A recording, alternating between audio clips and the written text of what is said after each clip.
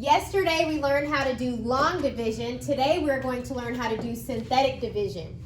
The way you set up synthetic division is you write down all of the coefficients. So the coefficient here is 1.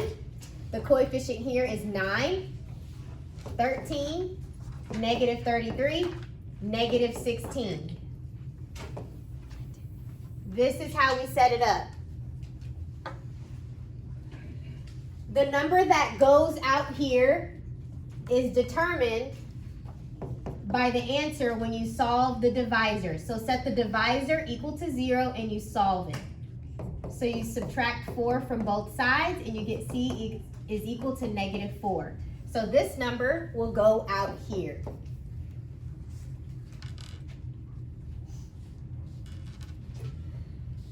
So this is how we start. We're going to bring down the first coefficient. And a question that I get a lot, it doesn't matter what number this is. If your coefficient is a 10, you bring down a 10, okay? So here, your coefficient is 1. We bring down the 1. And from here, we multiply. Negative 4 times 1 is negative 4. You put it right here. Then you add these two numbers. So 9 plus a negative 4 is 5. And we repeat the process. Negative 4 times 5 is negative 20. And you add these two numbers to get negative 7. Multiply. Negative 4 times negative 7 is 28. And you add these numbers together and you get negative 5. Multiply. Negative 4 times a negative 5 is positive 20. You add these together to get 4. So we started with a 4th degree, a quintic polynomial. Whenever you divide, you get smaller. So since we're dividing by a linear, you're going to go down one step. So you're started with the 4th degree. Now we're going to be cubic. Put a plus sign for the 5. This is squared, 5c squared. This one's your linear term. This one is your constant. This is your remainder. You're going to put it over your divisor, c plus 4, and put a little plus sign. This is your answer.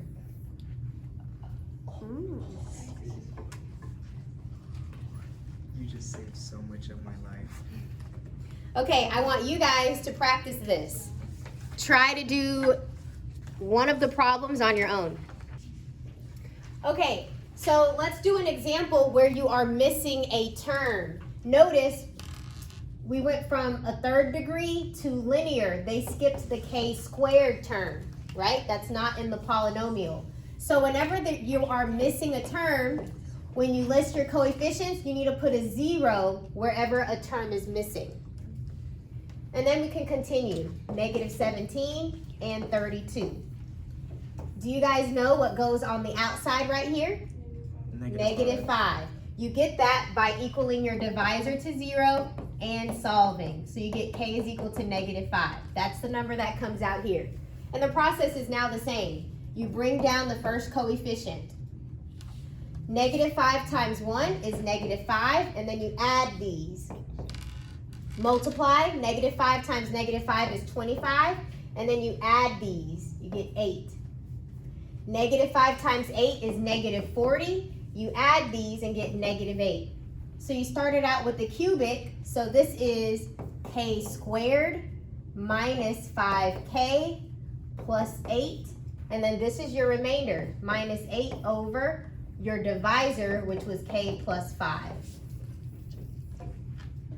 That's if you're missing a term. Now guys, let's pretend, we're pretending now. Let's pretend this constant wasn't here. That means you would put a 0 right there. It goes 4th degree, then 3rd degree, cubic, quadratic, linear, constant. So if it's missing the constant, you need to put a 0. If it's missing the linear, you need to put a 0. Does that make sense? Don't forget those zeros or you're going to get it wrong.